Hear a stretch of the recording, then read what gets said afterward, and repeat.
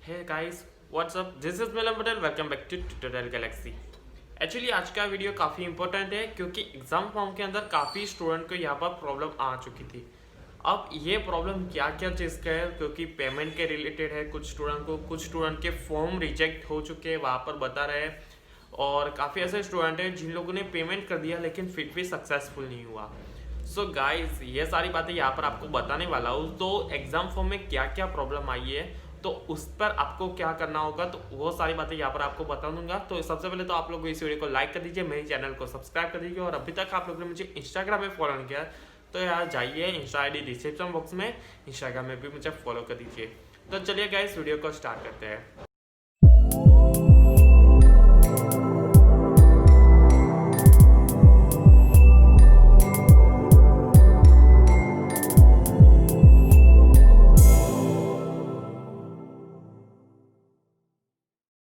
सबसे पहली बात यहाँ पर आपको बता दूं, काफ़ी ऐसे स्टूडेंट यहाँ पर पूछ रहे थे कि ऑफलाइन एग्ज़ाम फाइनल हो जाएगी। तो हाँ, जीटी ने फाइनल कर दिया है कि हमें जो एग्ज़ाम होगी वो ऑफलाइन ही होगी। ओके, ऑनलाइन होगी ही नहीं। चाहे एग्ज़ाम हमें पोस्टपोन करनी पड़े तो हम पोस्टपोन करेंगे, लेकिन एग्ज़ाम जो होगी वो ऑफलाइन ही होगी, ये जीटी ने कह दिया है।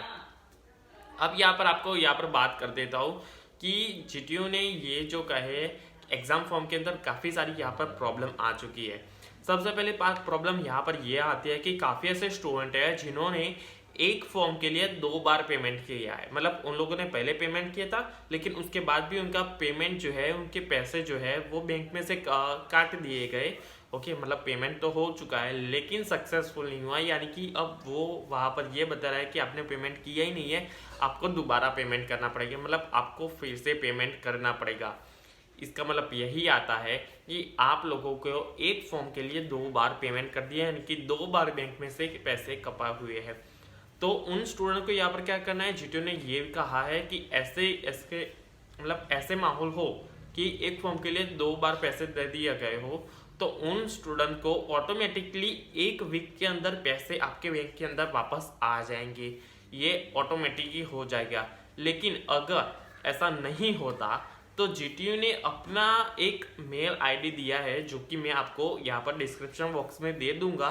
उस मेल आईडी पर आपको मेल करना है और उस पर आपको वहाँ पर लिखना है। आपको जो भी, अगर आप गुजराती में लिखोगे तो भी कोई प्रॉब्लम नहीं आएगी और इंग्लिश में लिखोगे तो भी कोई प्रॉब्लम नहीं आएगी। आपको बस सिंपली सा आपको वहाँ पर मेल कर देना है कि आपका जो है एनरोलमेंट नंबर, आपका नाम, आपके कॉलेज का नाम, ये सब कुछ लिखकर आपको वहाँ पर मेल कर देना है कि आपका जो है वो 1 फॉर्म के लिए आपका सेमिस्टर, वो सब कुछ आपको दे देना है। और स्क्रीनशॉट ले लेना है कि आपने इस फॉर्म के लिए आपको 2 बार पेमेंट कर दिया है, तो आपके पैसे वापस आ जाएंगे आपके बैंक के अंदर 1 बार के।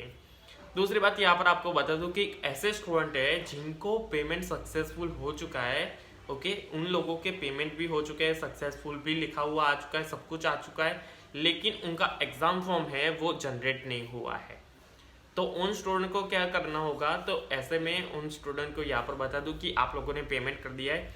अब पेमेंट जिन भी स्टूडेंट का सक्सेसफुली हो जाता है तो उन लोगों को मेल भी आ जाता है और टेक्स्ट मैसेज भी आ जाता है 1 आवर के लिए। मेल तो तुरंत ही आ जाता है, लेकिन जो टेक्स्ट मैसेज है वो भी आता है, वो 1 घंटे के अंदर कभी भी आ सकता है जब भी आप पेमेंट कर देते हो। तो इसका मतलब यह आ जाता है कि आपका जो पेमेंट होगा वो सक्सेसफुली आपका हो चुका है। ओके गाइज, तो ये बात आपको ध्यान रखनी होगी। एक और बात यहाँ पर आपको बता दूं कि जो ऐसे होते हैं वहाँ पर उन लोगों का एग्जाम फॉर्म जनरेट नहीं होता, तो आप लोगों को सिंपली सा कुछ नहीं करना। आपको एक दिन तक आप एक बार चेक कर लीजिए, आपका कभी भी एग्जाम फॉर्म जनरेट होगा। क्योंकि मेरा भी ऐसा ही हुआ था, मैंने जैसे ही फॉर्म भरा मेरा एग्जाम फॉर्म वहाँ पर लिखा हुआ आता था लेकिन ओपन नहीं हो रहा था। तो ऐसे में आपको कुछ भी नहीं करना है, आपको 2-3 घंटे वेट करना है। उसके बाद आप एग्ज़ाम फॉर्म ओपन कर दीजिए, वो ओपन हो जाएगा। और फाइनली मेरा भी हो चुका है ओपन, और कभी भी हो सकता है। इसका मतलब ये हो जाता है कि एग्ज़ाम फॉर्म आपको वहाँ पर जनरेट कभी भी हो सकता है। यहाँ पर एक और प्रॉब्लम जो एग्ज़ाम फॉर्म के रिलेटेड आ चुकी थी, क्योंकि सभी स्टूडेंट के जो है वहाँ पर रिजेक्टेड लिखा हुआ आता है। काफ़ी ऐसे स्टूडेंट हैं जिनको एग्जाम फॉर्म के अंदर रिजेक्टेड लिखा हुआ आता है, तो उन लोगों को क्या करना होगा, तो सिंपली सा आप लोगों को एचओडी से बात करनी होगी। आप लोग जीटीयू में कॉल मत कर दीजिए, क्योंकि जीटीयू ने अपने सर्कुलर में लिखा हुआ है कि अगर एक रिजेक्टेड प्रॉब्लम आ रही है तो आपको अपने इंस्टीट्यूट के अंदर बात करनी होगी। तो आपको बिल्कुल वैसा ही करना है। आपको जीटीयू के अंदर आप बात करोगे तो वहाँ से कुछ नहीं होगा, क्योंकि वो रिजेक्टेड जो है उसका अप्रूवल लाने के लिए आपकी कॉलेज ही आपकी हेल्प करके, क्योंकि वो वहाँ से उन लोगों ने रिजेक्ट कर दिया है। क्या इसका मतलब ये होता है कि शायद आपका कुछ परफॉर्मेंस गलत होगा आपका कॉलेज के थ्रू, तो आपको वहाँ पर अपनी कॉलेज के अंदर बात करनी होगी, या फिर आप जैसे ही लॉकडाउन खुलते हैं अपने कॉलेज में जाइए और जाके वहाँ पर आप बातचीत कर दीजिए, आपका जो है वो अप्रूवल आ जाएगा। मतलब रिजेक्टेड जिन भी स्टूडेंट का है उन लोगों को अपने एचओडी से बात करनी होगी या फिर प्रिंसिपल के अंदर बात करनी होगी, तो वो आपका जो है वो अप्रूवल हो जाएगा। ओके, तो ये प्रॉब्लम यहाँ पर आ रही थी। एक और बात यहाँ पर इंपॉर्टेंट है, आपको बता दूं कि आप जैसे एग्जाम फॉर्म ले तो हर बात का एक स्क्रीनशॉट आप वहाँ पर ले लीजिए। आपने कॉलेज सिलेक्शन किया तो उसका स्क्रीनशॉट ले लीजिए। आपने फीस पेमेंट कर रहे हो तो उसका एक स्क्रीनशॉट ले लीजिए। ओके, फीस पेमेंट होने के बाद सक्सेसफुल लिखा हुआ आता है तो उसका भी एक स्क्रीनशॉट ले लीजिए। उसके बाद बाहर आइए तो वहाँ पर भी एक सक्सेसफुल नाम का एक फॉर्म खुलता है। ओके, तो उसका भी आप लोग स्क्रीनशॉट ले लीजिए। उसके बाद आप एग्ज़ाम फॉर्म है तो वो डाउनलोड कर दीजिए, और कुछ फॉर्म के अंदर डाउनलोड नहीं होता तो वहाँ पर भी आप स्क्रीनशॉट ले लीजिए। इसका मतलब ये हो जाता है कि आपका जो है वो फॉर्म है वो आपके पास प्रूफ है, और एग्जाम फॉर्म तो आपको डाउनलोड करना ही होगा। ओके, कभी भी आप कर सकते हो, ये वो ज़रूरी नहीं है। इसका मतलब ये हो जाता है कि एग्जाम फॉर्म के अंदर वहाँ पर आपका रेफरेंस आईडी लिखा हुआ आता है नीचे। अगर आप देखोगे जिन भी स्टूडेंट ने तो वहाँ पर रेफरेंस नंबर लिखा हुआ था, और वो रेफरेंस नंबर ये प्रूफ करता है कि आपने सक्सेसफुली फीस पेमेंट की है, और उसका जो नंबर आता है मतलब वो रेफरेंस नंबर आता है वो वहाँ पर लिखा हुआ आता है। तो इसका मतलब ये होता है कि आपने फीस भी पेमेंट कर दी है, आपका एग्जाम फॉर्म भी फाइनल जनरेट हो चुका है जो कि आपको मिल जाएगा। तो इसीलिए आपको एग्जाम फॉर्म वहाँ पर डाउनलोड करना पड़ेगा, और ये एक प्रूफ हो जाता है आपके लिए कि आपने जो है वो एग्ज़ाम फी कम्प्लीटली भर दी है। आपने जो भी क्राइटेरिया था एग्ज़ाम फॉर्म का वो आपने कम्प्लीटली कर दिया है।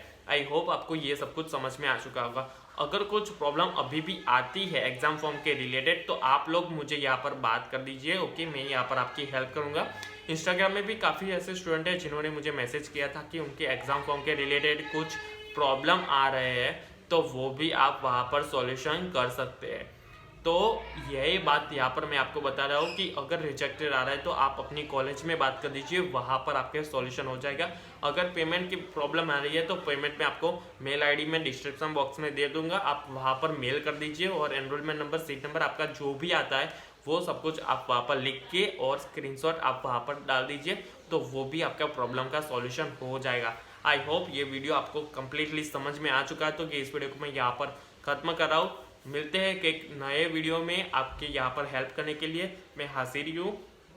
सब कुछ समझ में आ चुका होगा तो आप वहाँ पर आप प्लीज़ गाइस मेरी इस वीडियो को लाइक कर दीजिए।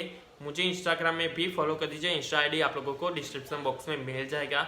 सो गाइस इस वीडियो को लाइक कर दीजिए, मेरी चैनल को सब्सक्राइब कीजिए गाइस, एंड जय हिंद जय भारत।